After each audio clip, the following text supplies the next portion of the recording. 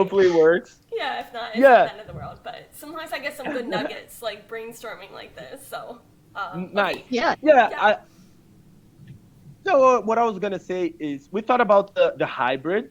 yeah, I guess we can start with that. If you have another suggestion, I think it's a hot topic. Do you yeah, agree that hybrid it is kind of a hot topic right now?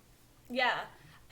One big thing that I like to represent in the space is there's so many event organizers and event planners and people and service providers that help the event host, right? What Mm-hmm. about Hmm. our sponsors, our exhibitors, our speakers? Because the event host is always so clear as to, and they Mm-hmm. put a lot of effort into their attendees, which is absolutely important. But then there's Yes. certain type of events, and those are the style or the format events that I really shine best, that I participate with, especially in the B2B space, are these events that have sponsors, exhibitors, presenters, speakers, and those relationships are just as important as building community and relationships with your attendees. And that's definitely Definitely. a talking point. I have that on a 1 minute video. It's on my YouTube.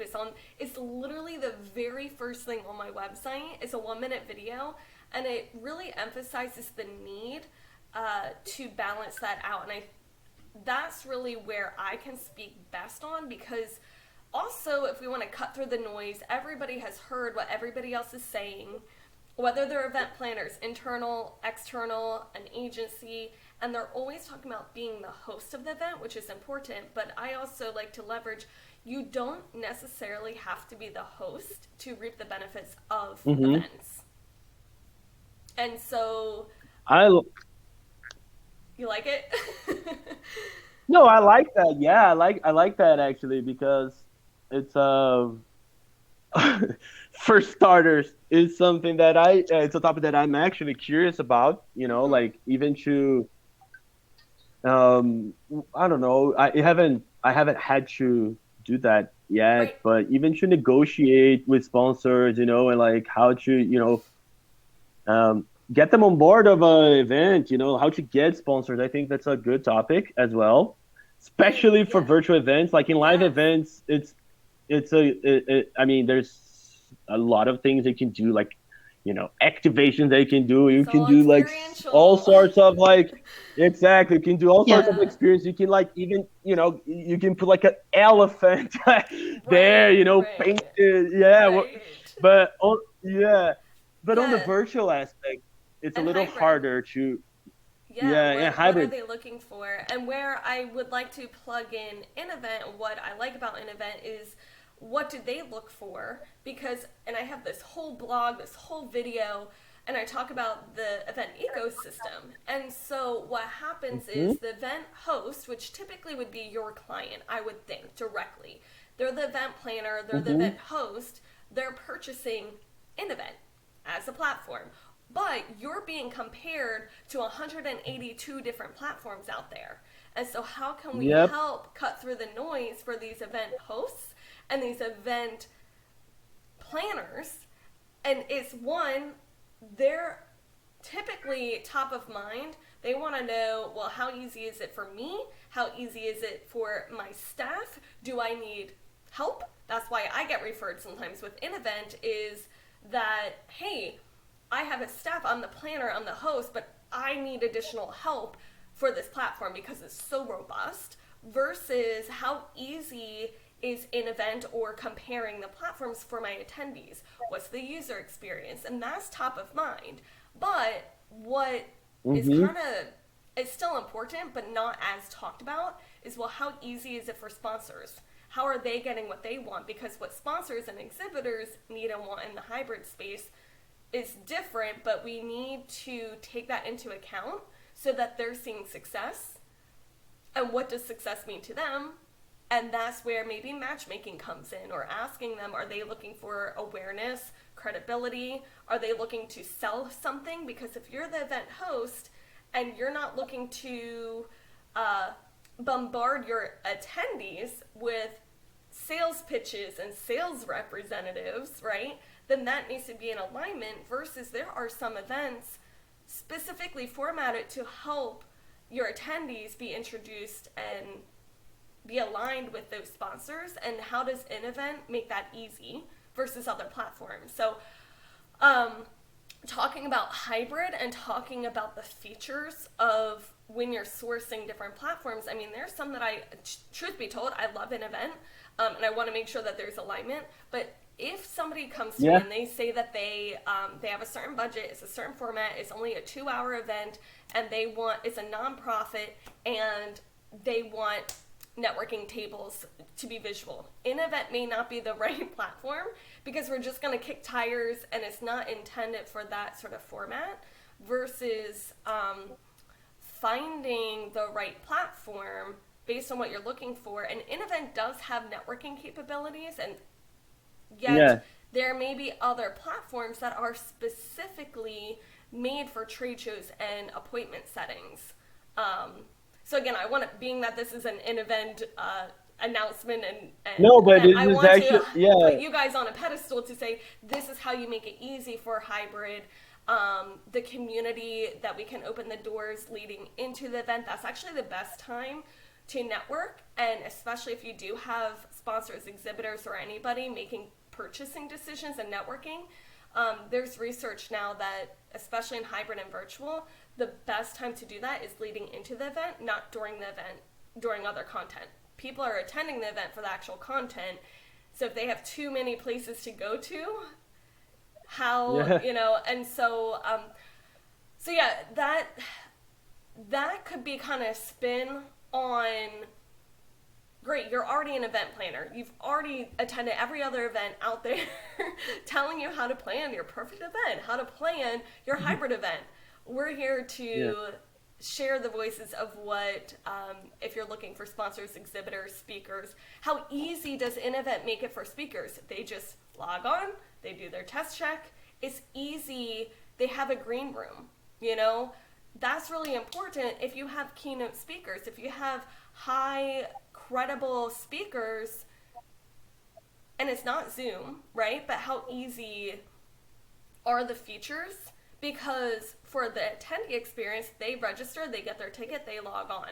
They're only ever seeing the front facing of an event, versus your speakers, your sponsors, your team. We want to make sure that the capabilities are easy. Otherwise, they're going to get frustrated. They're not going to use it to the capabilities. They're not going to get the most out of their event, and then they're going to come back to you as the event planner and say, well, that didn't work. Interesting. The other big part that I like about InEvent too, that I really promote, is you're GDR compliant, and you follow the right compliances, and that's really important too, because a lot of platforms are they're software engineers, they're software developers, truth be told, and they don't know what they don't know. Yet InEvent, I'm actually licensed and insured for marketing and compliance, and so I can vouch to say that you are doing the right things. You can change your registration, your terms and conditions. You can put it at the level of the sponsorship booth, and so you can use it for lead generation. I've actually had, and maybe we talk on this, I had a case study for an event that we did within InEvent, and we were trying to get sponsors, and there's somebody on the fence for a $10,000 sponsorship opportunity, and at first they said absolutely not. We just threw $80,000 in 8 different events, and we can't use any of them because none of the platforms or the organizers were in compliance for a virtual event. And so you had the experience, but the sponsor was like, we're not in a position, we're not going to invest another opportunity to sponsor. They get me on the phone, and I said, let's show you, one, where in InEvent that we can be in compliance, and then also at the level of the trade show, at the level. And so that's really important when you're talking to a marketing director or business development person in hybrid or virtual, because now you're talking cybersecurity, now you're talking, it's a little different when you're in person, and they can just kind of come up to the booth and you swap cards. It's kind of on them what they do. But in the virtual world and selecting a platform that aligns and that is in compliance, and I vouch for InEvent, one. Two, it's really important to know that as a planner, because those are questions that could be a make or break it opportunity, especially going into hybrid and virtual. So I don't know if you like kind of that spin on things too. Like, I don't want to get too heavy on compliance, but I think that it's important to talk about, and that you guys do Yeah. a good job on that. No, yeah, I actually that was, I did you record I'm this? recording. I hope that the sound Are you works. recording this, Michelle? Is it good? Nice. No, because you said so many things that I want to talk about, but I Yeah. also want to focus here on the topic. That's why we're gonna have to have a follow up, Michelle, Okay. because I want to know it, like, just if I go too much on that way, pull me back to the topic, okay? But Okay. I thought it was really interesting when you said that, if you have a client that wants to do like a matchmaking type of event for Mm-hmm. networking and things like that, you wouldn't choose InEvent, and I don't blame you. It's just because we're actually developing something for that. So I would really like to get you in, like, a little bit more in depth of that Yeah. with you on, like, what other solutions have you used, like Yep. what works for those type of events, like what would you suggest us to Yep. implement to, like, service that people with that necessity. So it was really nice when you said that, because we're doing it, and I think it's the right moment that we, share this idea. So yeah, so that was a little bit of a digression there, but yeah, don't I'm not gonna forget that. Let's that chat. That's Okay. great. Um, So yeah, you would, so with and for the networking piece and hybrid, you're saying not for this talk, or like offline we can talk more, because we have found solutions or no, we can. I mean, we can definitely like talk about that okay. like in the event, during the event.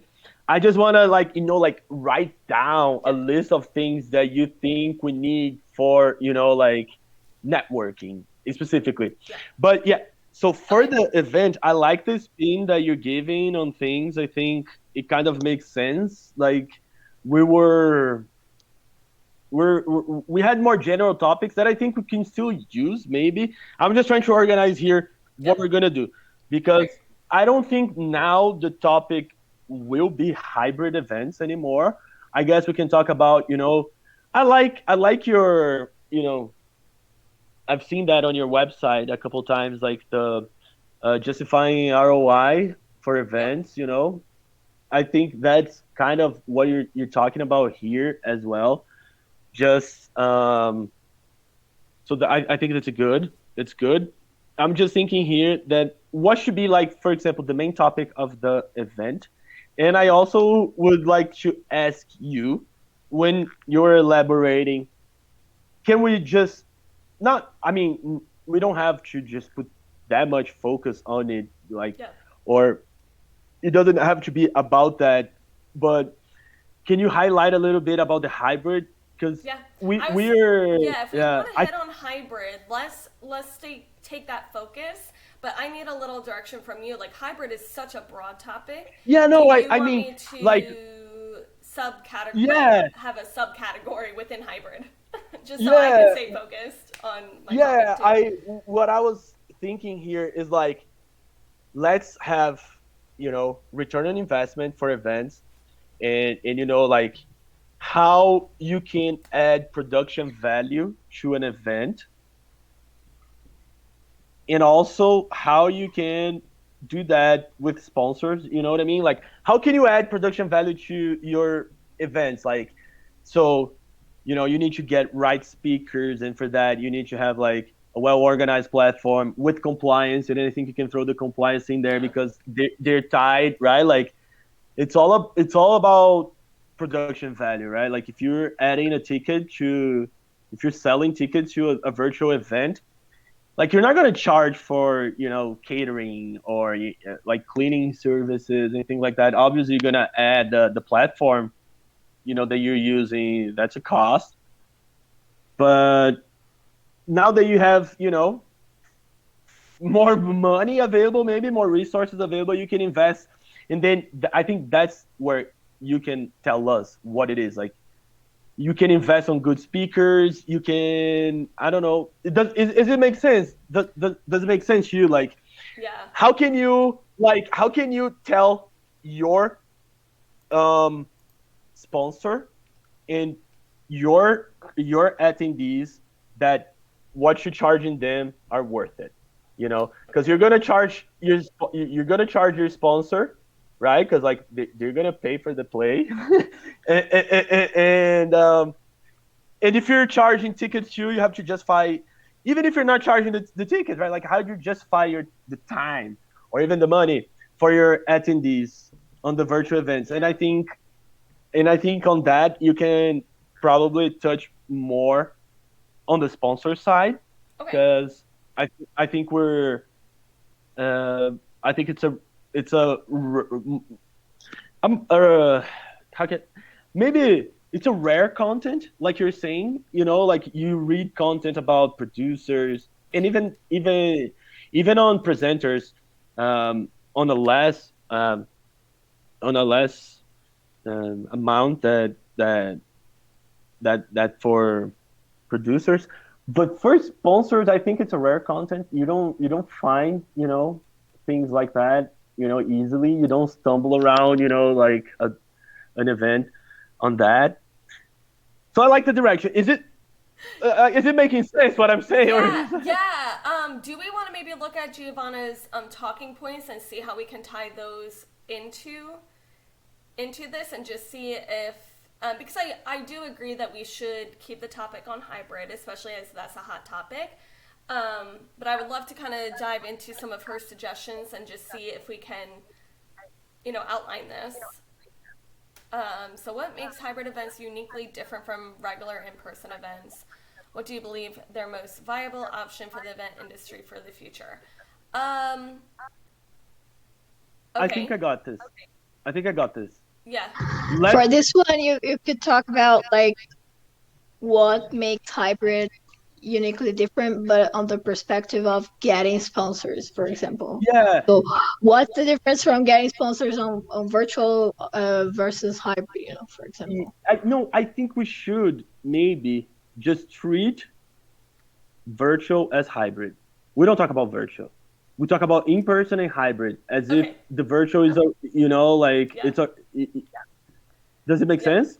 So Yeah. we make comparisons about in person versus hybrid, and we just everything that's virtual is hybrid as well. We're just gonna say Yeah. that hybrid is virtual, and then we can all do those parallels between hybrid and in person, and then you can talk about your those topics that you're talking about from that perspective, the difference between hybrid Yep. and in person. Does it make And sense? exactly, and maybe I preface and say I'm going to address this question not in the way that you've probably heard it 400,000 times in the past year, which is how does the production and the execution of a hybrid look different, and where I want to position and look from the lens of, let's say, that sponsor and exhibitor. So when you're in person, and what used to be a very suitable sponsorship or exhibitor package would be a 10 by 10 booth. You're going to support the coffee lounge. You have a Yes. workshop. You're launching your book. You have logo placement and you have the lanyards. Let's just say that those were your deliverables in person. Well, now what virtual and hybrid is allowing us to do, and what we really specialize, is taking a look at what are we doing before, during, and after, online and offline, and you're now looking at the opportunities to introduce and integrate those relationships of the sponsors and exhibitors. And how you can do that is, how are you marketing the event? How are you promoting and connecting with your community beforehand? And instead of reinventing the wheel, we can then say, hey, we have a 75-day marketing campaign, and we're going to feature and spotlight our sponsors and exhibitors. And we're going to do a summer series that feeds into the early bird registration, And again, we're going to plug in. So now you just took that 4-day conference in person and you just extended the opportunity, the reach, and the credibility to help those sponsors and exhibitors. And you're not necessarily reinventing the wheel. And Yes. so that's a turn of a way that, rather than saying, of course I could talk for 5 minutes on how the production is different. Well, no duh. You can get on any YouTube, any event, but they're probably not hearing quite from the lens of the exhibitor or sponsor. So if you like that approach, I'm answering the same question, but just from a different angle, rather than they've probably heard it before, how hybrid and in-person is different, what to look out for, right? So I like it. You like it? Okay. Yeah. Okay. And So then, and then the second one, we could spin it to be like, instead of, maybe we could be promoting, but I guess you could talk about exactly how, like,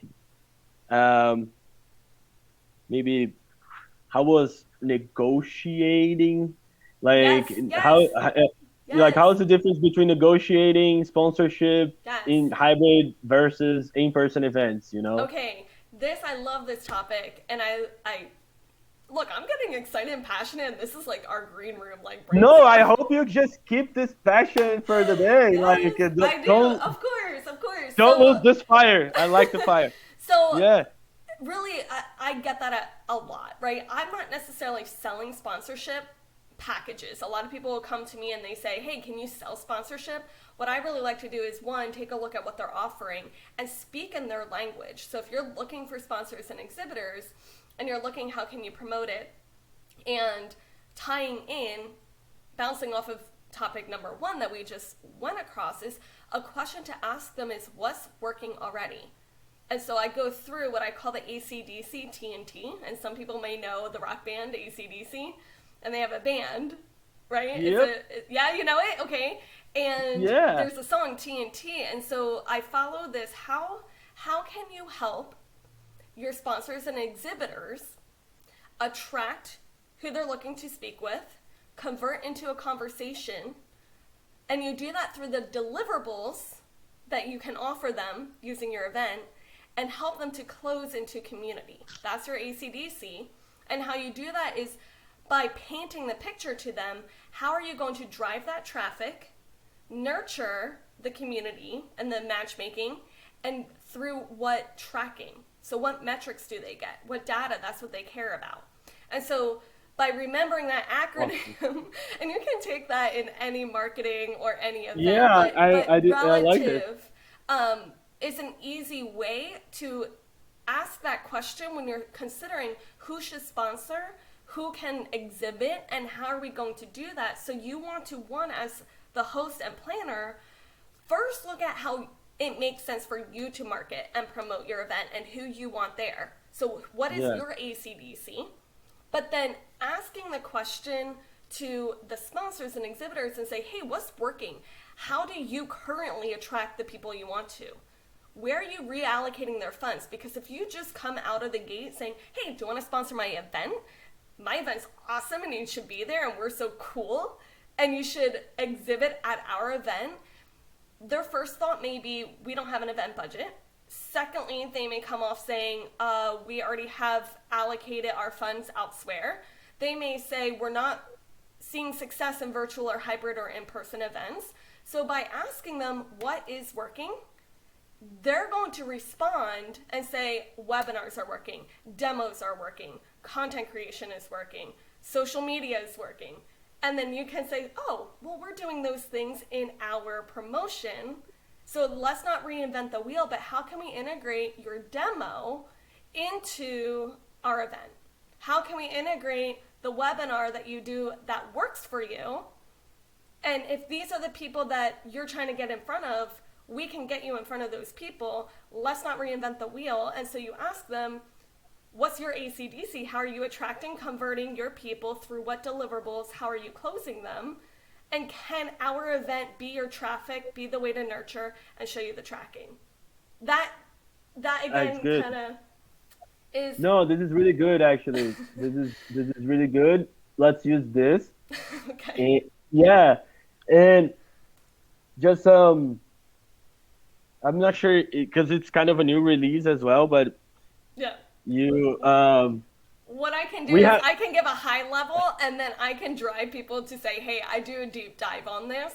I want to talk this out loud in our green room, but I can make it very high level and say, look, I have more information that clarifies what this is and how we do that. Um, but if you like that I, direction, then I can sum it down. I think it's yeah, like I think we should go high level because I like what like I think it's you said very important things there, you know, and I think there's uh a lot of room for that kind of information. I'm not sure if people, you know, understand some of the things that you're saying, Yeah. like, you know, the how do you keep track of things? I think the how you keep track of things is such an important thing when you're talking about, you know, demonstrating value to a sponsor. And yeah, what I wanted to add is you can do that at an event. I don't know because this is kind of new, Yeah. so maybe if you just feel like talking about, you know, um, examples of how you can do that, I'm gonna give you an example of how you can do that exactly with InEvent, which yeah. Yes. So like you can track the, you know, you can add UTM tags.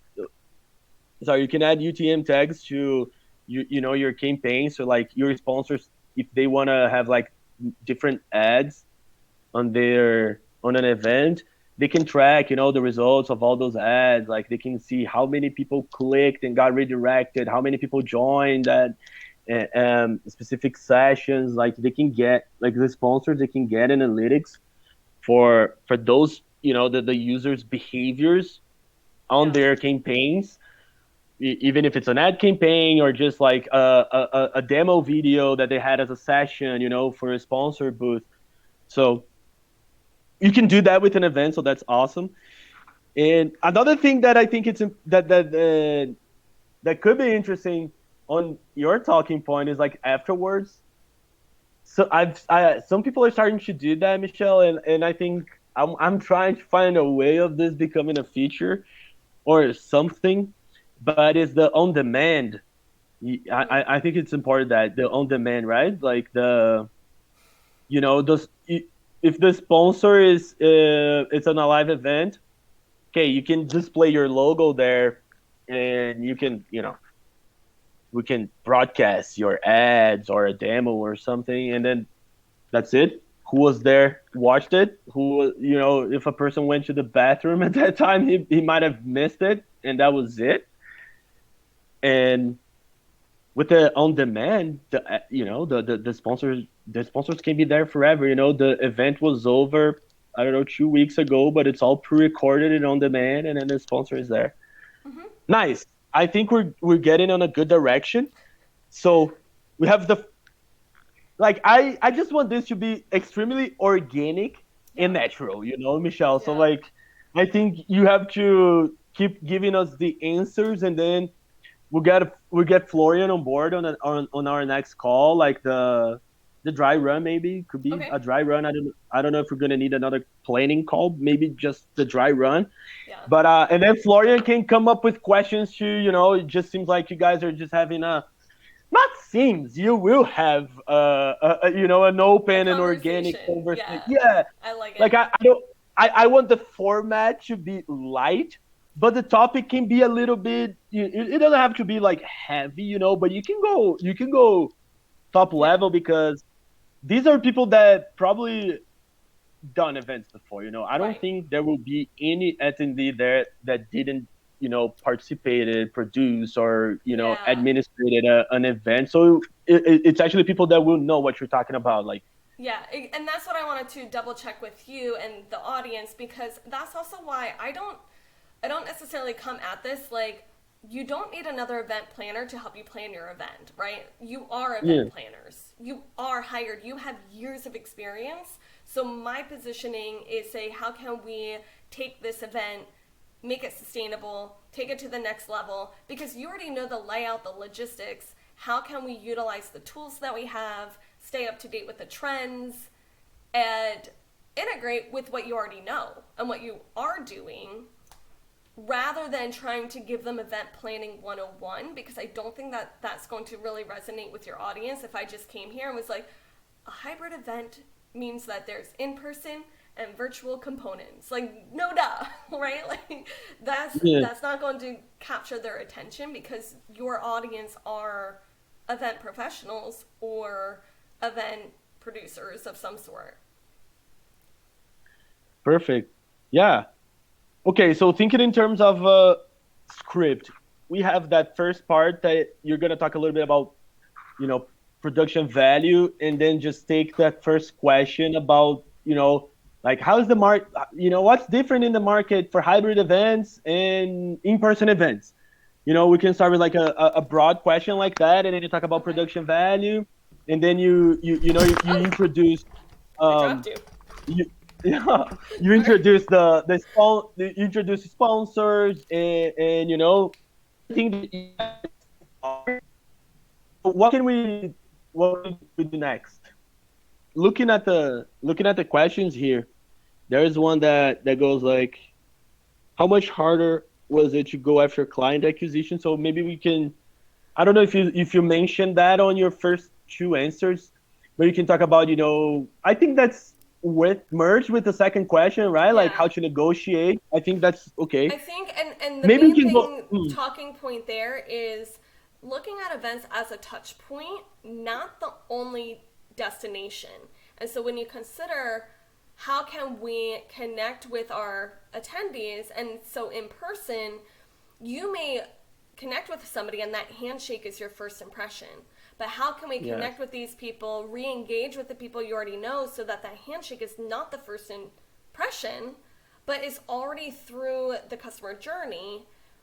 And not everyone that you meet is a prospect. And so understanding what conversations to have so that you're not giving a pitch to someone that's not even a prospect, right? That's not necessarily the intention. So understanding where the event falls and who these people are beyond their first name can help you better align where the event is to better accelerate your customer journey or have an appropriate conversation with who you're talking to. That's kind of like a 30-second recap. Nice. Yeah. That's nice. And then I'm just thinking here, but maybe this would be, if you just talk about, what like technical aspects that a sponsor will, like, for example, what kind of, like, do they do background check? Like, like if a sponsor would do a background check on your company, what they're going to look at.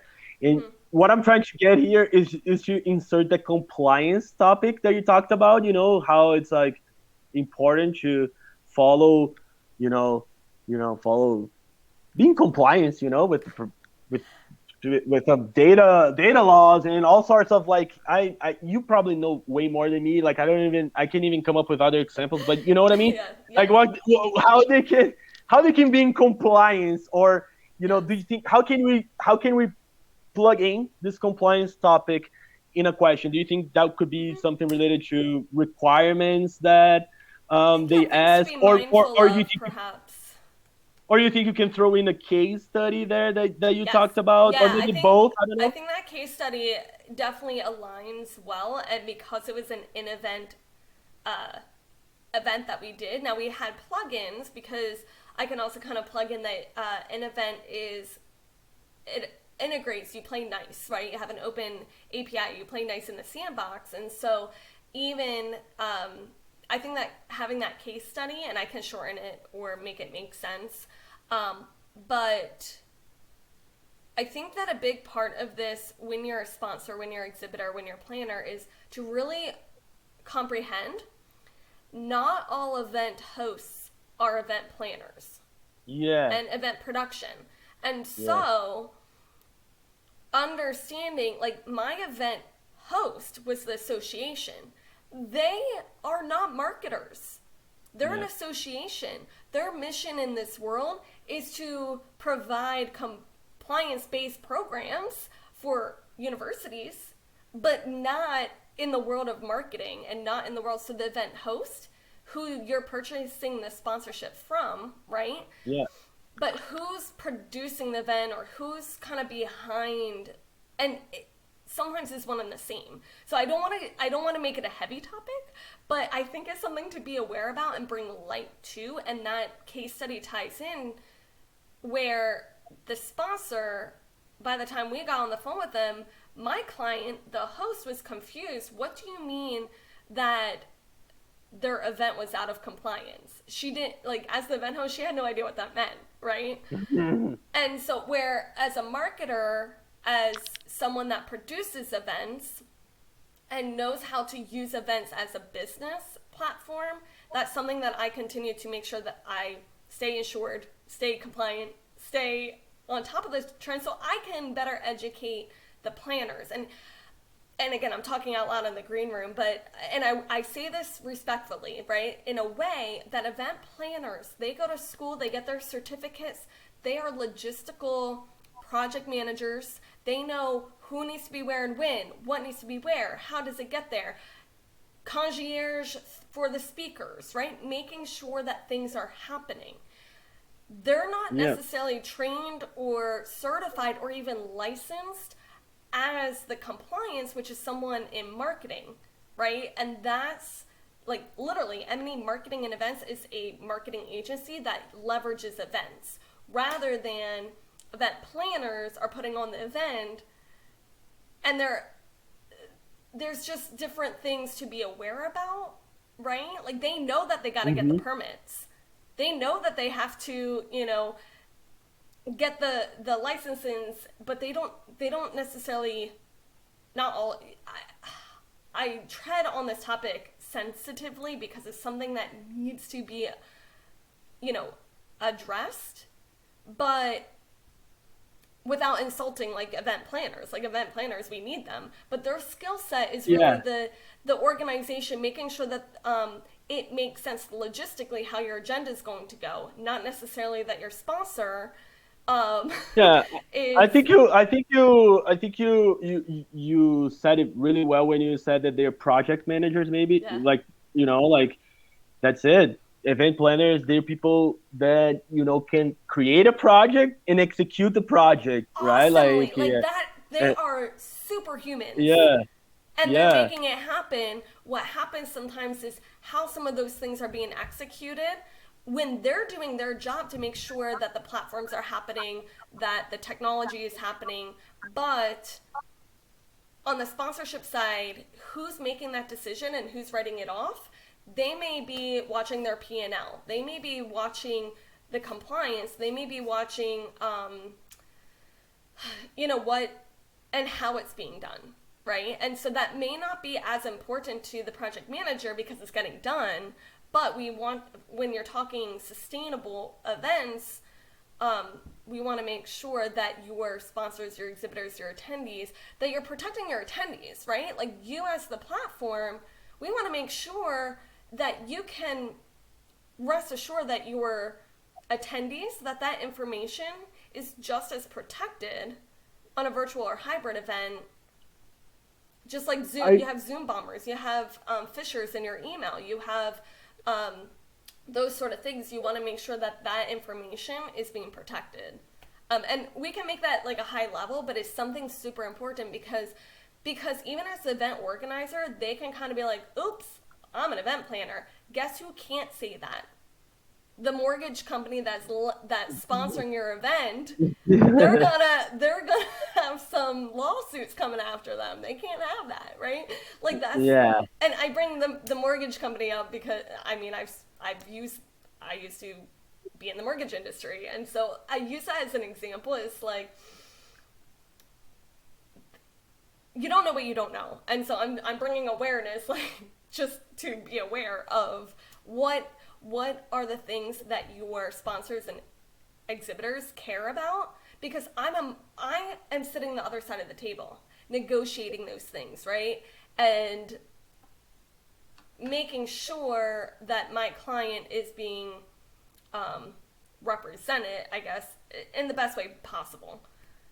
And so if they don't know, they don't know. Like, I guarantee those 8 other events had no idea even what they, because if they didn't know, because the marketing manager didn't even know, this is like early 2020, they didn't know what they didn't know. They got to find out that they can't use any of the contacts that they met at all.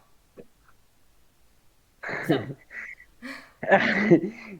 Yeah, I don't think that's so touchy.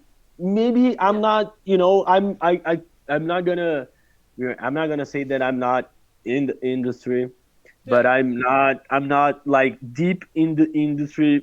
For Yeah. example, like like I'm a technology marketing guy that could work in various industries, but not exactly like an expert in Yes. marketing. But Yes. coming from me doesn't seem too touchy. You know what I mean? Yeah. I'm just thinking like we just have to make sure that we can tie together one topic to the other and Yeah. like make sure that everything that you said there is related to, because when we're talking about the sponsor, like how the sponsors are gonna you know be what they're gonna look at. If that is tied to that topic, I think it's perfect, because I think it's you know it just seems like people sometimes they just, I don't know. Well, They here's a great don't point. look. Here's a great point. What you just mentioned, I love it because you said you're a tech guy that can work in various industries. You Yes. just so happen to be working right now at a company that serves the event industry. Yes. The thing about the That's it. event industry is we can serve multiple industries that have various compliances, various regulations, right? And Yes. so the event platform, because you're a tech guy that is serving us in the event industry, but you may not know as the developer, as the tech person, to even incorporate that into the programming. Yes. And so, but And I that's where think InEvent is good. Like I will say, that's where I trust InEvent does follow those things because that doesn't always happen. So I can definitely plug you guys in for that, I think it's if good. that makes sense. That's gonna be great. I let me. I had another thing that I wanted to ask you. Uh, from where? Oh, okay. So your company, M&E, right? Yes. Is that okay? M&E, M&E. it's like Michelle Nicole Enterprises, marketing in events. So it's M&E. It's spelled Yeah, that's M&E very.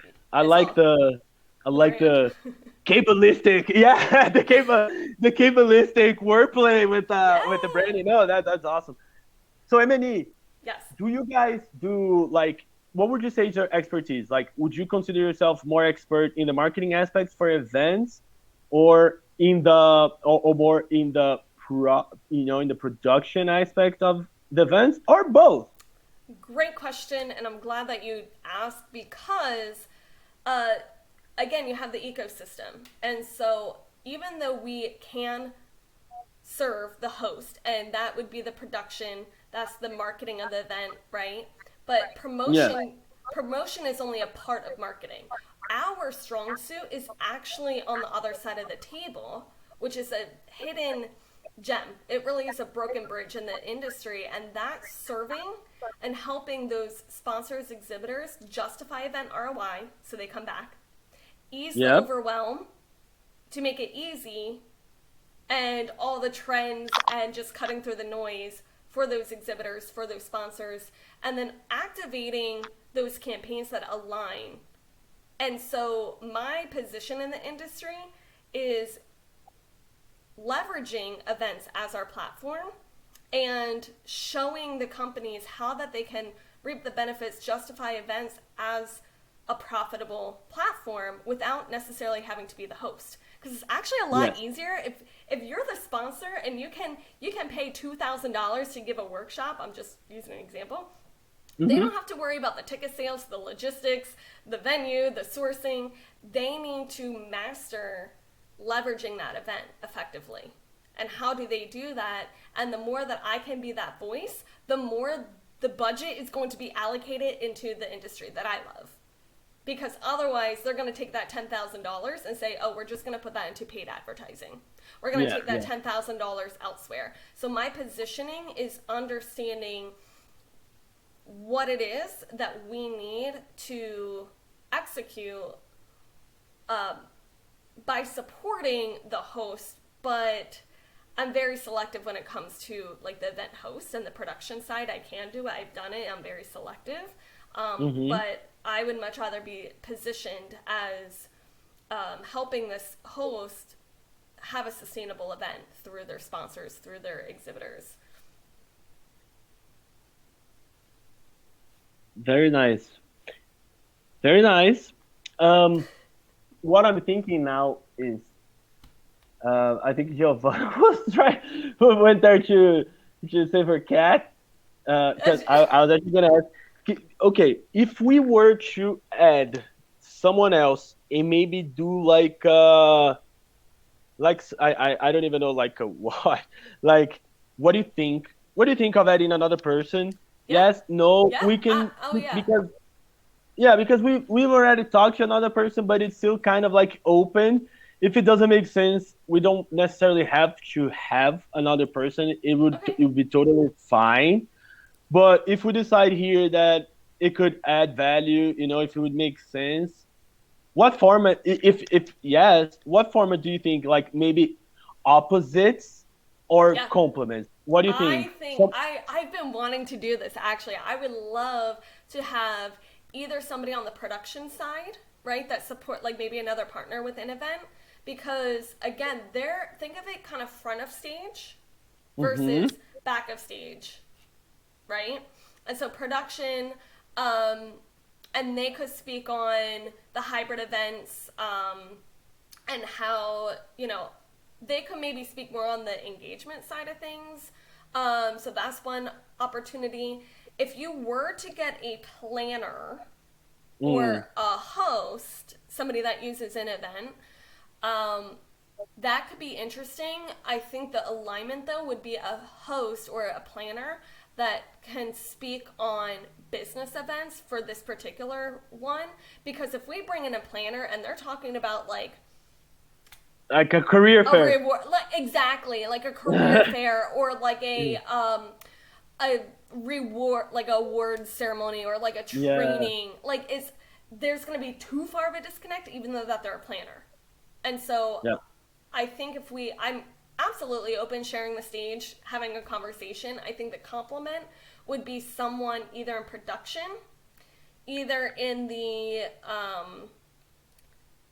planning and execution part for Yeah. B2B. Think of like revenue driven events. Like I talk a lot about trade shows, about product launches, right? Like they're using that event to launch a program to showcase. Those are the events that I love. Like they're using that event to get in front of the audience to showcase their new technology, to showcase their new gadget, to showcase what they have. I think if you are to consider bringing somebody that plans though like revenue driven and stay away from like a nonprofit or like nonprofit as far as like strictly fundraising, you know? Yeah. Yeah.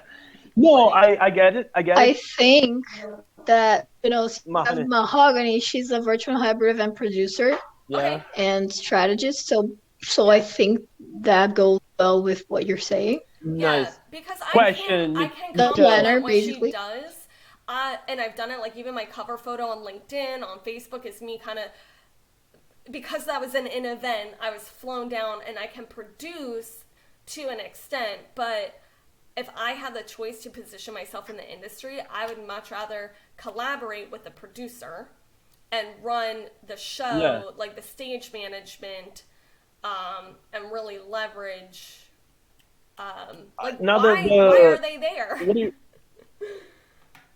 Yeah.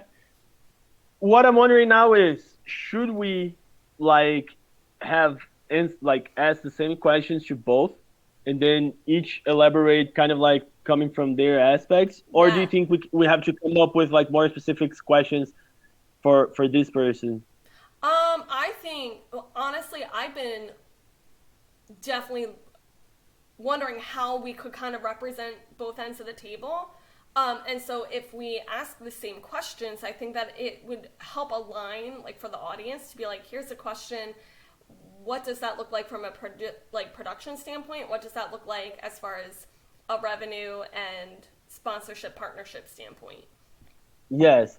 Okay, so let's nice. I like it. I think this is shaping up real nice. Better than I what we were thinking before. So this is great. And so let's see if that's if we're all on the same page here. Okay. So the first question would be like I wouldn't even open like this, you know, there's no way of running away from this question or for opening from this question, you know, like we know that everybody is being, you know, facing the same issues, but we all cope differently, right? Um, so what, you know, what was the biggest challenges? Yeah, something related to what's the biggest challenges, like how is coming from in-person to hybrid events, you know, what was the major impact that you guys felt on the industries, or what was the biggest impact that your clients had? And then this person will probably talk about, you know, more on like the hands-on things that had to change. You know, she probably talk about like platforms that are easy to use, integrations, I don't know, things like that. Yeah. Instead of like, you know, calling hotels or I don't know. I'm just like throwing Yeah. it out there. And you're gonna come from the side of, you know, um, revenue, Or sponsors, pipeline return on stopped. investment. Yep. Yeah. Yeah. Okay. And then we're gonna move on to like what the clients so what are the different needs, like what are the different needs the clients have the most, I guess? What is that what it was? Yeah. So like you're gonna come and then you're gonna talk about like what's the difference between negotiating with sponsors on an in-person versus hybrid event. What can this person talk about? I guess she can Oh, come up with same. something. Yeah, Yeah, same. Definitely more on the logistic driven and logistics. more Yeah, the venue sourcing versus technology sourcing. So in person, you're dealing with a lot of on-site vendors, contracts, negotiations, experience on site versus sourcing and knowing what to ask as far as bandwidth, and are you fiber optic or are you cable or are you you know, where are you producing the event, what is the stack that you're using versus yeah, what on-site venues. So when you're asking, hey, how large is this boardroom versus how large is the bandwidth of this virtual there you room, go. Nice, like nice, that nice. would be coming from the producer's aspect. And then Yeah, what I want to know is how easy can I set up my booth in person and what I want to showcase versus how easy is it on a virtual platform as a sponsor. Like I'm coming from it because if you think about it, they have to see some sort of back office, yeah, right? And that's new yeah, for them. There's a learning curve. They don't want to, and if they're doing events after events and every single one is on different platforms, that person needs to know all these different platforms. yes. Oh, I So haven't that's thought like about that that's actually. my lens from the sponsor or Mm, exhibitor is like, great, we're saving on shipping and printing. And one thing that I hated when going to events is you have to ship it liability wise. You can't necessarily get to your booth until 24 hours beforehand. So things happen, things get lost, even with tracking codes. And so all of those things logistically as a sponsor and the logistics, well, now they're on site. And nice. versus being on a virtual platform, it's just a matter of, oh, well, here's my upload. Let me re-download that PDF and re-upload it. Like, I don't want to Yeah, undermine like the, you know, logistics, but what you do have is the learning curve. So if you have somebody that's been in the industry for 20 years and they know their checklist, they know how to get everything where it needs to be. Now they're trying to figure out the platforms and the technology, and they're frustrated because they don't know how to set up their virtual booth and it's cumbersome. that's very. we have so much to talk, Michelle. I We're gonna know. have to become friends, actually. I Like, know. Oh, please do. We'll connect on yeah, LinkedIn and everything else for sure. but okay. How about the for the following up? What do you think of this? So Okay. we're talking about the industry overall. So then we're gonna move on to talk about negotiations. So they're gonna talk about negotiating with um, you're gonna talk about negotiating with sponsors and return on investment. They're probably gonna talk about negotiating with third parties or facilities, things like that. And then we're gonna go on to talk about what we just said. Should we talk like what they expect? So what the sponsors expect from you? What Oh they yeah. okay? How about we talk? Do you think we should talk about also what the attendees now like? What's like? What are the different expectations that attendees have on in-person and hybrid events? For example, if you're talking to a company that's sponsoring an event, would you advise him to do the same sort of activation campaign or something for both? No, it would be different, right? Like like does it make sense? Like, do you think it's a relevant topic to explore? Like, because you probably would say that, like, in-person events, you probably um, would focus on getting them like a private area for meet and greet or something like that. I don't know. Does it make Yeah. sense? Is it too obvious? Do you think there's like room to explore? How I typically address this question is why I have a framework. And that framework means 80% of what we do is the same, but the 20% of the execution is what makes every single event different and every single campaign different. And so these sponsors still want to meet meaningful connections. They still want to make an impact. They still want to have credibility. They still have the same objectives, which I outlined, Yeah. but how you activate that is going to be different. So the 80% is the same, that they want to reach those objectives, but how you do that and how you execute that, that's where we need to be creative and understand the hybrid. So I don't like to come at the lens saying it's different, because I've done case studies, I've talked to my clients, I've talked to the sponsors. They want the same things, but the expectations is how can they get those things is going to be different. And that is up to, again, the hybrid, the technology. How are they being seen? How are they being introduced? How are they being positioned? How easy is it? And so they Yeah. expect and want the same things. That's the framework that I talked about. But how you do that in a hybrid, virtual, same with, it depends on the format, how you're going to do that. And if you can paint the picture as the event host and show them that you can still reach these objectives, that's what you're looking to do. Show them that you can get Perfect. those objectives, and only answer those questions if they really ask, like, how you're going to do that. Right there, a Yeah. lot of people are skeptical, right?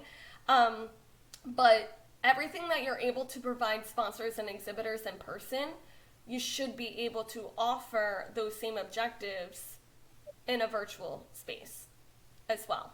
I like that. I like that. And I love how you just basically almost not answer, but you just touched on what I was gonna suggest as like the next and final question, if Okay. we have time. That would be like measuring success. Like, are the KPIs the same? Like, do you rate success the same way on an in-person event than a virtual event? Like, for example, in an in-person event, you might want to look at like average time spent on a line. Right. Like, you don't want people taking too long to get inside your events, right? Like, Yep. you don't want the door to be a problem. Whether like in a virtual event, that's not going to be a problem, but you're also looking at like bandwidth, ping, or like latency. Like, oh yeah, the latency was really high, and that was a problem. Whether like in a in-person event, there's a latency, but yeah, there's problems with The bathroom was always like crowded. People weren't, things like that. Does it make Yep. sense to you too? Like, do you, for example, would you creators for a in-person and a virtual event for a sponsor? It cut out there a little bit, but yeah, like you mentioned, I kind of segued right into this, where I Oh, call it the 7 C's of event ROI. And so, and I can list them super quick. It's the customer journey, it's the credibility, the cash flow, the collaboration of other contributors, it's community connection with the audience, it's creating buzz in campaigns, and it's the conversion into conversation. So, and I have those listed. And so, again, those are the objectives. And so, if we can justify the event ROI, if we can ease the overwhelm and make it streamlined for them, how they can do that, paint the picture, yeah, and activate the campaign, then what they want out of the event, but how it's being executed and how it's being measured. That's also, you hit on that too, is it still comes down to how are we measuring that in a virtual space or using event management or a platform like InEvent. We can get some of those data points and we can get some of those touch points in a different way than, for instance, you may have to read the room. You literally doing a lunch and learn session, you may have to ask the question and have people raise a hand. And that's a visual way, unless you have some sort of data point that they can answer a survey, right? And so in person or virtually, I kind of stick to that same, they have the same objectives of those 7 C's, but how you're going to measure it, yeah, that's the benefit of having some of the technology along the way. But that doesn't mean that it cannot be done in person, and there are ways to do that in person. right. But I think it still comes back down to the technology stack, how you're measuring that, but to identify those KPIs ahead of time, right? Because I paint this picture is you could have a sponsor that literally we were on phone calls and they were willing to spend thousands of dollars just to be recognized with our clients association. They wanted that credibility to say this association likes us enough to, be a part of this event, right? And we're credible, we know what we're Yeah, talking about, versus they actually limit some of their top tier, even if they have the money to do so, because they want that alignment with the sponsors of what they want. And so someone that already has no like and trust in their industry, they don't necessarily need an activation to bring more awareness. Like maybe it's just stay top of mind, but they already have the credibility. So that's not necessarily high on their ranking. They may have a new product launch okay. that they want to, just understanding why they want to be there. Because if they already have the credibility, then we don't need to activate so much on the credibility KPIs as, hey, you have a new product launch. Let's get some people into your demo. Let's get the right Okay. people at a round table so you can So, do market research. so basically, the, tell me if I'm getting it right, what you said, because that was interesting. Basically, you would say that the objectives are like similar, Yep. like the objectives that you're looking for to get on return, they are almost, they're basically the same, or if you, in a virtual or in-person event, but KPI would be the different. yeah, the KPI will be different. So like you have the same objectives, but the key results are different. And maybe the objectives are ranked differently in according Yep. to what kind of event you're doing, right? Like, or you like you're saying, like, if your credibility is already like high on top, maybe on our hierarchy of objectives, that would go a little bit on bottom because you don't have to build that much, and maybe let's focus on that, right? I'll put it this So way, and we can tie this in. A lot of people think about sponsorship as gold, silver, bronze, which that's a whole nother topic for discussion. However, I propose working with this one host for this particular campaign, for this one event that we're doing. And we're approaching it rather than gold, silver, bronze, we ask them, and we're actually bundling based on their objectives. We took those 7Cs and we said, what are you looking to do? Oh, you want community connection, credibility, and campaigns. Rather than offering them the gold package, it's the Yeah. credibility and authoritative outcome is what we're then offering. That's truly what we're offering them. Rather than a menu of tactics, gold, silver, and bronze, it's asking what is the objective that you're looking for. We're going to bundle how we're going to do that in an activation. Oh, you want to convert into conversation and you want to do market research? Great, we're going to present a roundtable that you're going to sponsor that's going to get you the roundtable and the market research that you want, and then we're going to drive people to a demo at the event. That's a completely different outcome and how we're going to do that than for the gold, silver, and bronze. It's just speaking their language in a way that reaches the objectives. It's very consultative. Like it's nice. It's fresh too. I think people too, they're like, oh, gold, silver, bronze, right? And if you say, hey, do you want my gold, silver, bronze? That's not standard across across anything. But if I'm a marketing manager and somebody says, hey, you know, we have a really awesome market research product launch opportunity. Does that align with what you're going for? Hey, we have a really great way that's going to position you and put you as an authority on this particular topic. You can call it whatever you want internally. That could be your bronze package. But to them, it's like, this is the outcome that I want. This is the bundle. This is the way that we're going to do it. And it comes with 8 different touch points along the way. Yeah. That's your bronze. And, and I think this kind of communication even shows more credibility to you, that, you know, like it shows that like you're putting up research, you're data driven, and you actually, you know, want this guy specifically because he's aligned with it. And nice. We got to speak their language. And I don't think sometimes associations or event planners, sometimes they don't know the language. They know the language that they want them, so they're sharing their message. But for instance, in B2B, and again, this is why I know where I focus, they position, and when they have a product offering, they typically ask for a request of information, request for proposal, request for quote, RFI, RFP, RFQ, right? And so I just kind of take their language and educate the planner that's looking for sponsors and say, hey, rather than pit what they're doing by giving them a gold, silver, bronze and saying, hey, come sponsor my event, this is how much it is, they're jumping to the RFQ.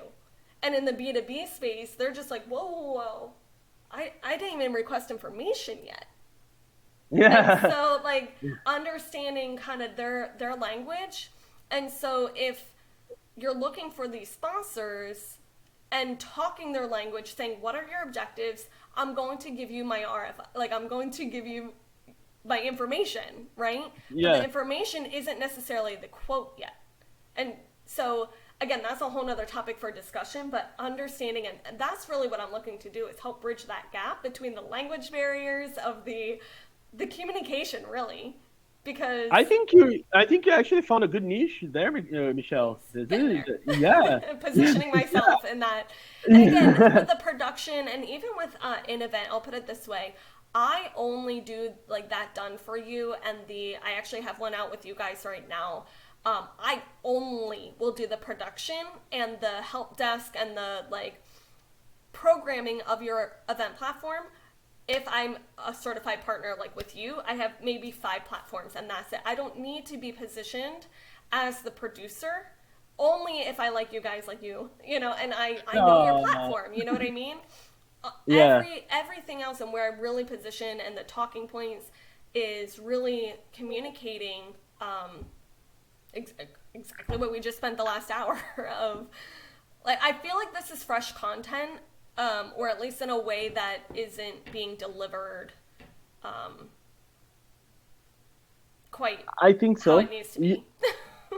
Yeah, no, I am really happy with the outcome of this. Like we just spinned around everything that we thought, but that was the point of the meeting, I guess. I told you that, Giovanna. Like, That's good.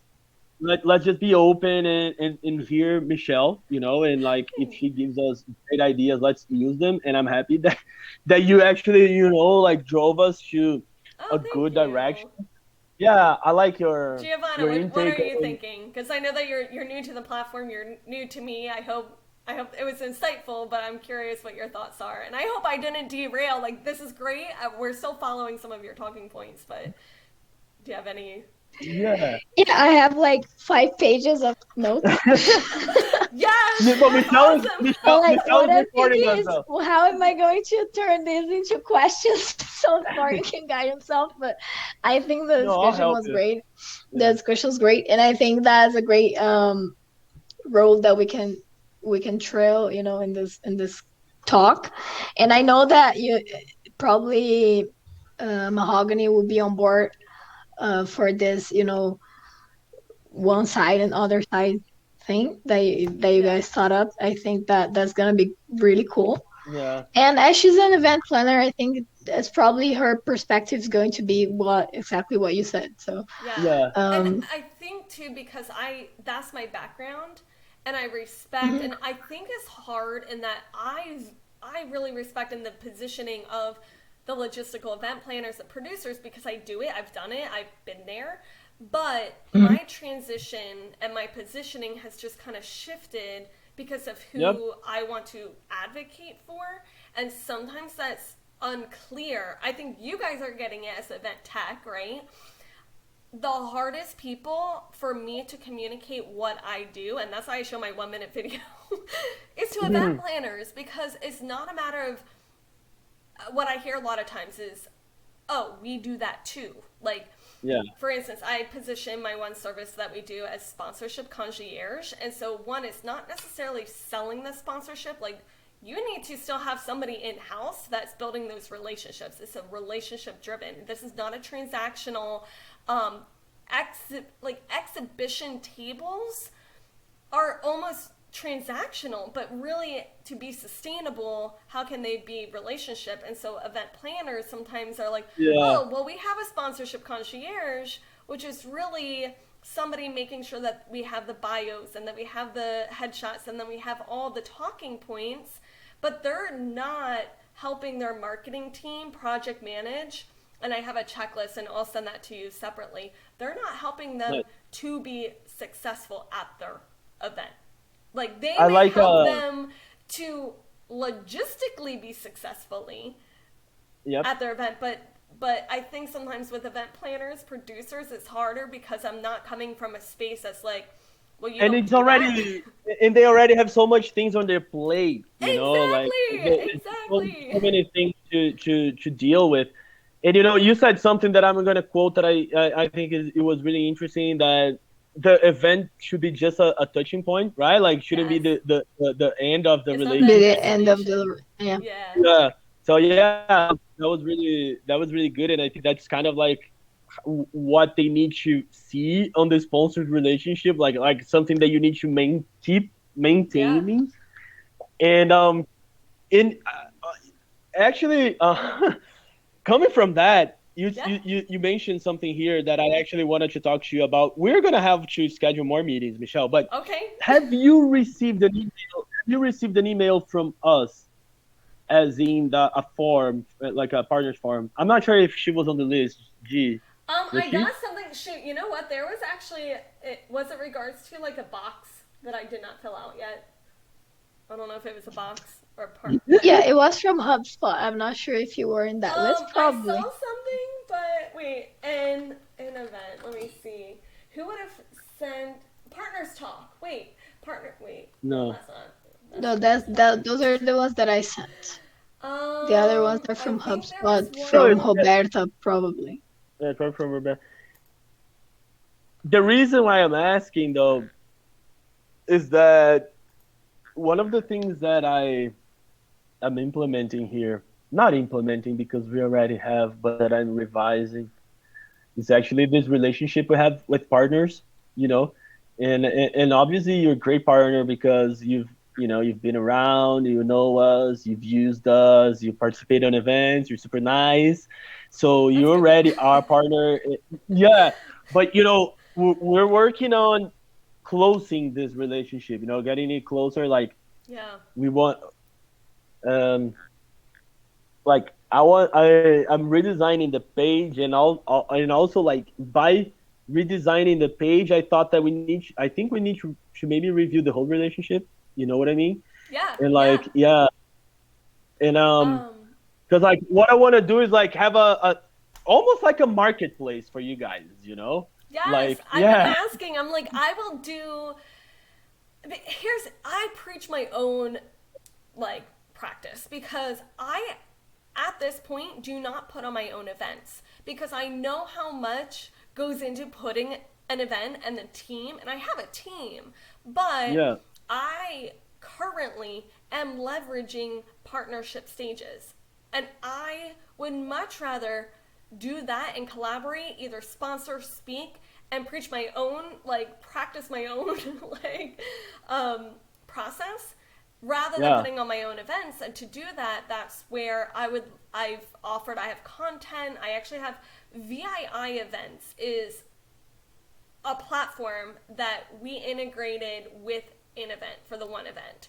And so they're doing something similar where I want to be able to be that resource for your partners, hmm even if it's the small business. Like I'll do a webinar for them, or like how can we better partner as far as I have a lot of content. I can talk a lot about events. So, that's awesome. And this is just the first event we're doing together. I'm pretty sure we're gonna do more. Us here. You're obviously already like a part of InEvent, Michelle, and and yeah. So the reason why we're sending out these forms is to update the information, because I want to build a nice page where you can actually like sell your business through us, that would be you know. awesome. Yeah. Yeah, and probably on our page will be like a listing page, and then you will redirect to your page, Yep. or Or a or landing the page. Yeah. yeah, or a landing page. Maybe we can have like a listing page, and then we can have a landing page. Like an event and M&E.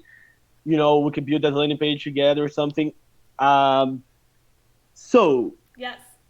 if you fill this form, it will help us with Okay. your detailed information, but I'm not sure if you're one of those people that actually have, like your information might be I'm I'm outdated on our system. That's why I asked you if she was on the list. yeah. I You might not even be on that list because I feel like you're an active, partner. And but if you got the email, maybe we sent you the whole list of partners. If you got Yeah, the I don't know. email, You may want to double check. Like, I even have in my signature, I have your yeah, little badge saying like certified partner. And I do. yeah, I tell people like there are some really great platforms out there. Like I mentioned, like I recommend Remo or Glip or Swapcard for Brella is like another one. But I'm not a certified partner with any of them. Like I'm not going to yeah. produce your event with any of them because they're just different for like that's the number one question I ask inquiries is what's the format of your event.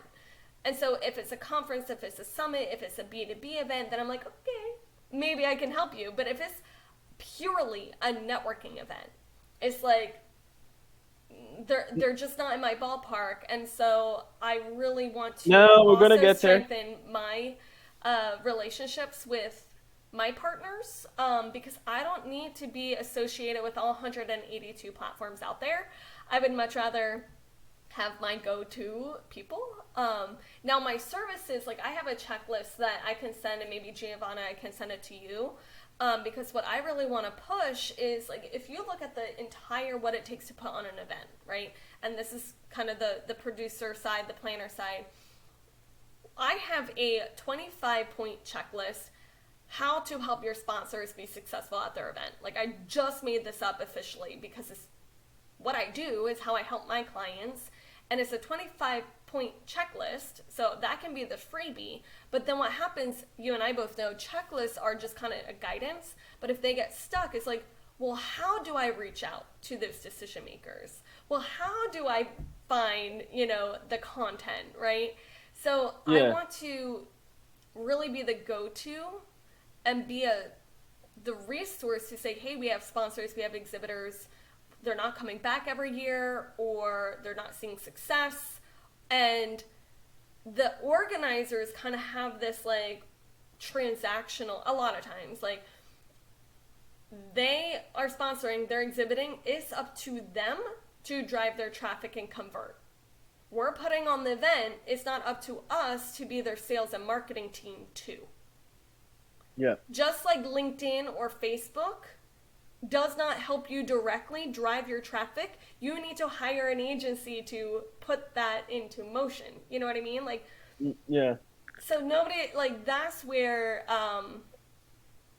I really want to support and emphasize like the need of helping these sponsors and exhibitors like get their ROI, and in turn is helping the event, because if you don't have trusted sponsors and exhibitors, or you, worse yet, have a bad event, good luck having that event be sustainable in a year or two. Yep, exactly. Or yep, you just said it. And and we need to build this ecosystem in the platform. What I want to build is like I just want to be able to, help everybody, even if it's not directly us, so for example, if we have a guy, a lead, a person that's like, man, yeah, your platform is great. I would love to do that, but in order to, host an event like this that can justify that, I need a big sponsor, and I don't have. And I just want to be like, hey, man, just talk to Michelle here. She's my partner, and she'll help Right. you. Like, and I can solve the problem for him, even though like you're the Yes. one solving the problem. But like, I Right. I redirect to You're him, connected. like Yeah. yeah, because like we're not gonna do that as a software. Like as a No. software, we're not gonna be able to help you negotiating with your sponsor. But I have resources here that can help you. Like I have a Yeah. certified person here that with a lot of experience. That it's right here on the same website. Just click here, and then you can talk to her. And for us, this is very valuable. And I want to build a page that will actually do that, that like will actually like get traction to all the Yeah. involved. So we might have to keep talking, Michelle, Please. Yeah. after we're done with the event next week. Let's set up. Okay, so Okay. next step, let's do a dry run with Michelle, Floria, and Mahogany, right? So we can see how it's all gonna play out with the three players. And then, sorry, say G. Yeah, just wanted to say that I would like to schedule it on Monday. So Michelle, if that's good for you, Afternoons are let me know. best. Because I thought that if we schedule on Monday, then we have to still iron out some things. We still have like Tuesday and Wednesday to just get everything Yeah. on. Yeah. So let me know if you have an agenda for Monday, Anytime and then after, like typically after 1:30 is going to be best as far as because it's after okay, the morning rush if possible. right. Yeah, You're in DC, right? I'm Philadelphia. Eastern. Yeah, Philadelphia. Yeah, yeah, I'm like 4 hours. Pennsylvania. Yeah, it says Philly. I'm now Philly's up here, Washington D.C. I am all the way down on this like peninsula down here, like middle of Okay. nowhere. Yeah, because I just wanted Middle of to know, nowhere. check if your But hours is that in or Pennsylvania? What's that, Pedro? What was that in Pennsylvania? No, No, it's it seemed like a different. outside of No. it's Maryland. So I'm from Oh, nice. Pennsylvania. I'm from Okay. Oh, yeah. Philadelphia. And so now I think my LinkedIn has like Washington D.C., but like Oh, yeah. Washington D.C. is up here, and we're way like literally like down here in the peninsula. So, well, It's that's Okay, funny. also that why It's I that funny. like. makes more sense. What's that? Yeah, because I was wondering if you were under the Eastern Standard Time, or if Yeah. I was Yep. just Yeah. scheduling It's things, it's it's too early funny. for you. It's funny to see how people get some information. Giovanna probably looked at your LinkedIn and she's like, "Oh, so you're in DC?" and I looked at your email and I saw your phone number and I saw the area code and I'm like, Yes. okay, that's Pennsylvania. Yeah. And then you're like, Yeah. Where are and you I was from? like, Where are both of you? uh, We're in Brazil. yeah, we're actually in You both? Brazil now. Oh, that's awesome because I know several of you are down there. Yep. So, yeah, That's we awesome. have an office here. That's so Well, cool. actually, right now we're all home office, Yeah. Yeah. but yeah, but we have an office here and an office in New York, New and York. we're Yeah. on the Brazilian branch. But Yeah. I lived in the United States for a long time. I lived in Fargo, North Dakota. Oh, I don't know if you've ever been I don't there. know anybody Pro, in pro, North Dakota. it's a real place though, okay? I know. I believe you. I believe you. Yes. uh, Yes. yeah, no, it's good.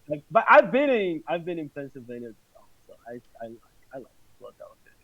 Yeah. I don't I know like if to it's from travel. Philly, but Yeah, I'm outside of Philly, and I live more in the country. Like you see, that's my husband works on a military branch. He's out of the military now, but I like visiting different cities.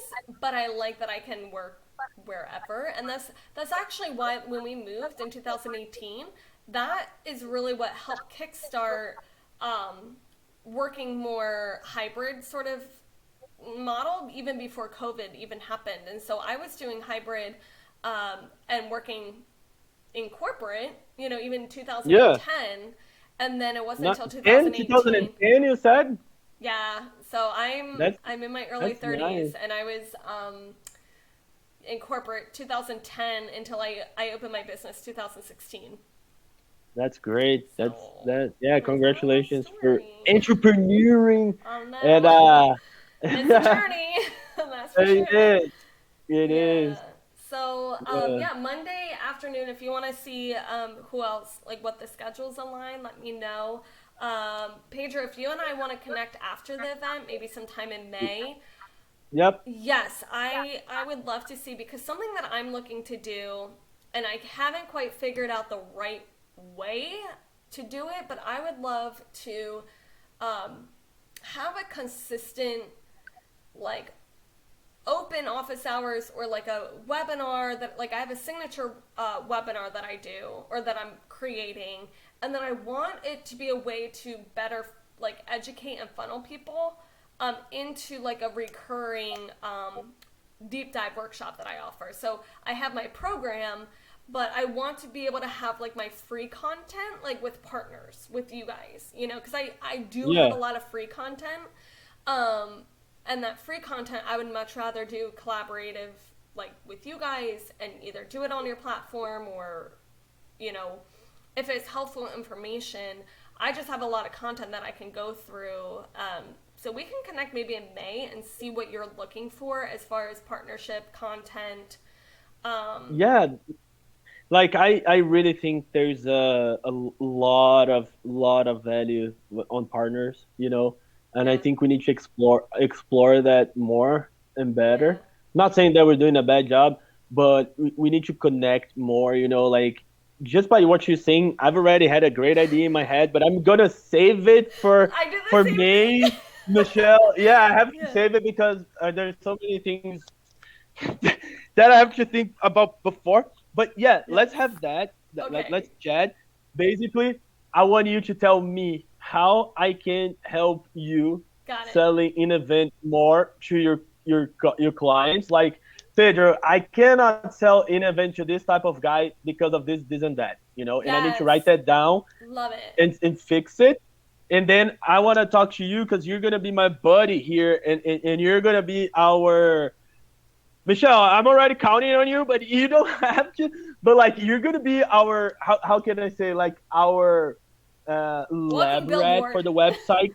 Yeah. Yeah, like would you like I wanna be in touch with you because like I was saying, it doesn't make sense for me to have a web page that like if my web page is based for helping our partners to sell their business, if they're not selling, then the page not being successful, right? Like Yeah. it's not working.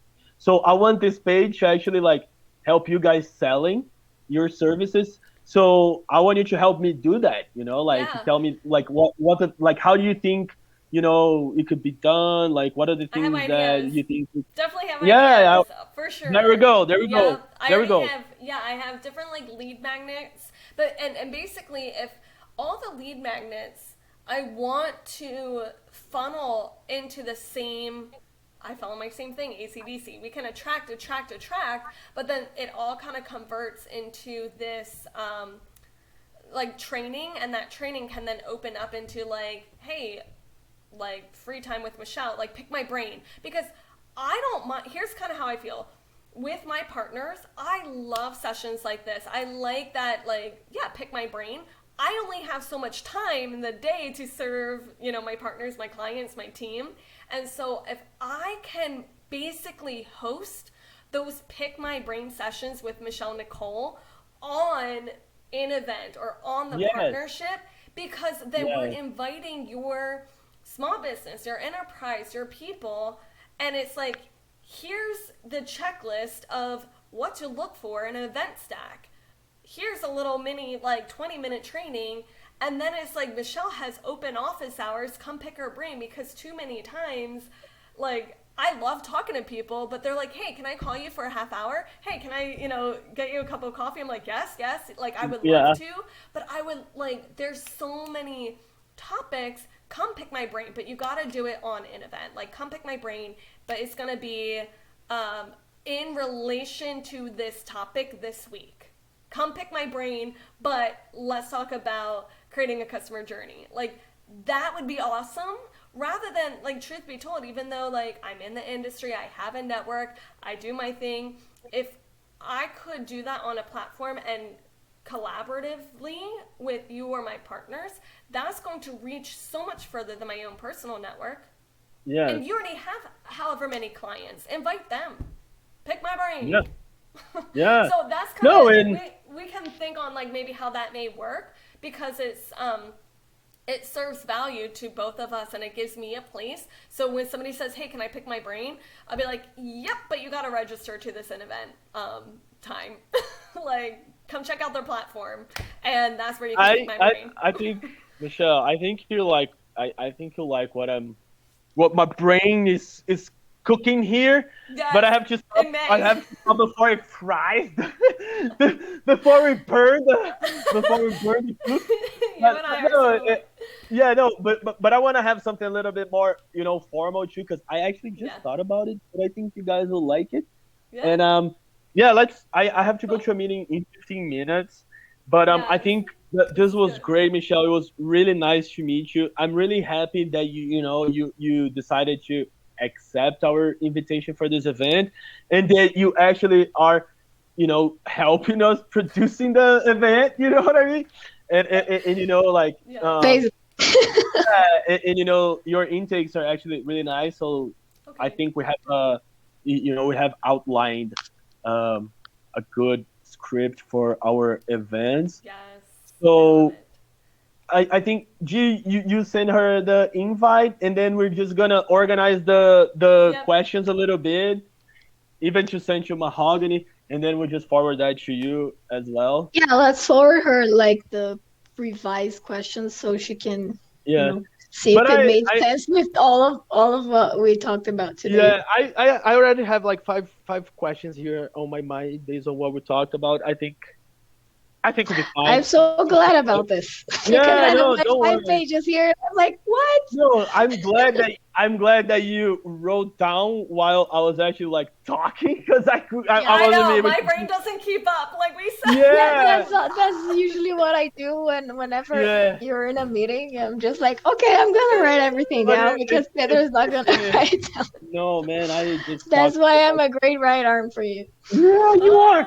But I need one of you in all my meetings, because I'm the same way, Pedro. I'm like, we can do yeah, this and that and this and that, and yeah. my virtual Yeah, assistant's let me like, know. woo.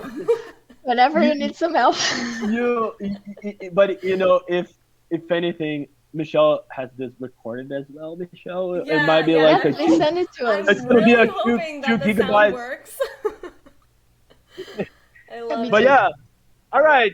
I guess we'll talk again on Monday Yep, then. yep. And Thank, That sounds thank you, good. Michelle, so much. We'll be in touch afterwards as well. Perfect. And yeah, have a good one. Ah, thank you. Okay, enjoy your Yes. afternoon. Talk soon. Yeah. Super Thank nice meeting you. Thank Bye you you. so bye. much. Bye.